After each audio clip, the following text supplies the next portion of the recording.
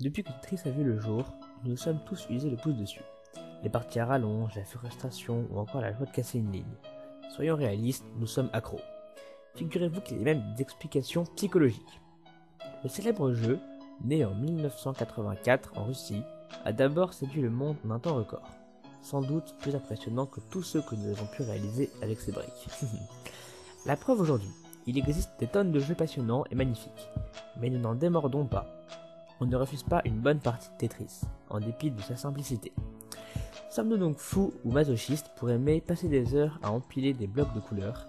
Il existe une première théorie qui affirme que ce jeu est comme une drogue. Il crée donc une accoutumance.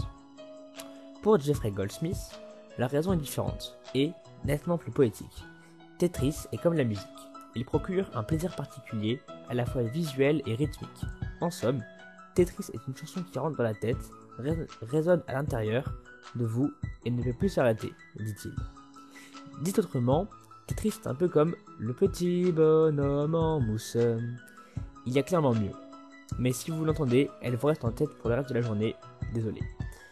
Pourquoi Tetris nous hante tellement? Intéressons-nous à l'effet Zaghtarik, nommé ainsi par le psychologue russe Bluma Zygarnik. Il décrit un phénomène où les tâches inachevées sont ancrées dans nos mémoires jusqu'à ce qu'elles soient parachevées. C'est seulement ensuite qu'elles disparaissent de nos esprits. Tetris ne cesse de nous donner une nouvelle tâche, une ligne. Au moment où nous avons terminé une nouvelle émergence, c'est un cercle sans fin. La satisfaction qui en résulte est semblable à la tension de gratter une vicieuse démangeaison.